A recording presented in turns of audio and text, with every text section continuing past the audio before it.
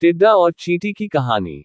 लेखक हरिचरण सिंह भारती। एक बार की बात है, एक टिड्डा बड़े सुंदर खेत में रहता था।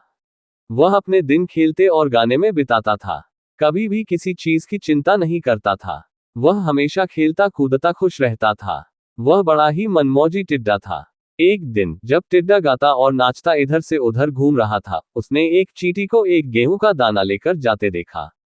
टिड्डे ने मुस्कुराते हुए बोला, अच्छे से भर पेट खाना खाओ मेरी दोस्त।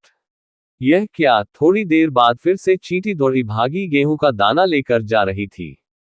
चींटी को व्यस्त और जल्दीबाजी में गेहूं का दाना ले जाते देखकर टिड्डे ने पूछा, दोस्त चींटी, तुम इतनी मेहनत क्यों कर रही हो? मेरे साथ आ जाओ, खेलते हैं। तब चींटी ने जवाब दिया, मैं सर्दियों के लिए भोजन इकट्ठा कर रही हूं। मैं जानती हूं कि मुझे अभी कड़ी मेहनत करनी पड़ रही है, परंतु सर्दियों में मुझे और मेरे परिवार को खाने के लिए भटकना नहीं पड़ेगा। सर्दियों में खाना ढूंढना बहुत मुश्किल है। तुम भी ऐसा ही करने की सोचो। चींटी की बात पर टिड्डा हंसता हुआ बोला, तुम कितना ज्यादा सोचती हो। मुझे भविष्य के बारे में क्यों चिंता होनी चाहिए? मैं वर्तमान में खुश हूं और मेरे लिए यही महत्वपूर्ण है। चींटी असहमति जताते हुए सिर हिलाकर बोली, मुझे तुम्हारे भाव समझ में आते हैं, लेकिन भविष्य के बारे में सोचना अहम होता है। और अपने परिवार की जवाबदेही भी समझनी चाहिए। हम जिस समाज में रहते हैं उसकी भी जवाबदेही लेनी चाहिए। अपने परिवार का भी ध्यान रखना चाहिए और समाज में भी जिनके पास नहीं है उनका भी ध्यान रखना चाहिए।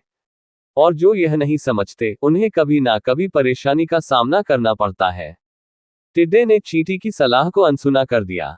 उसने अपना हर दिन गाते खेलते बिताता रहा। उसे अपने भविष्य की कोई चिंता नहीं थी। जहां हर जानवर अपने और अपने परिवार के लिए सर्दियों की तैयारी में जुटे थे, वही टिड्डा बेफिक्र समय काटता रहा। धीरे धीरे दिन ठंडे होते गए और भोजन की उपलब्धता की कमी होने लगी। टिड्डा अब भी केवल आज के खाने के बारे में सोचता था। जैसे ही आज के खाने की समस्या समाप्त होती, वैसे ही वह फिर से मनमौजी हो जाता।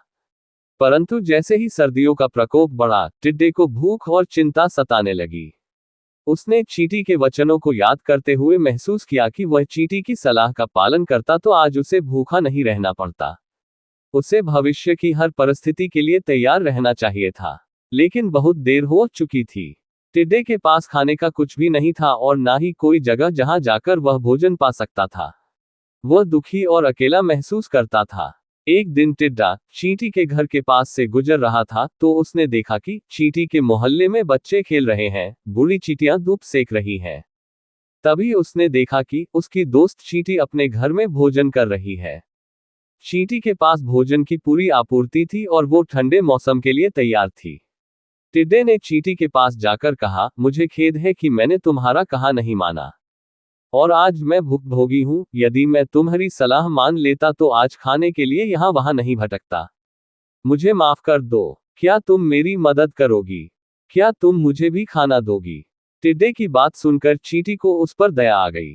चींटी ने जवाब दिया, मैं अवश्य तुम्हारी मदद करूंगी, लेकिन तुम्हें अपनी गलतियों से सीखना चाहिए। हमेशा भविष्य के बारे में सोचो और मुश्किल समय के लिए तैयार रहो। मेहनत करना और जिम्मेदारी संभालना बहुत महत्वपूर्ण है। टिड्डे ने सहमति जताते हुए अपना सिर हिलाकर कहा कि मैंने अपनी सीख ले ली है और भविष्य में जिम्मेदार बनने का वादा करता हूं। फिर चींटी ने उसे खाना दिया।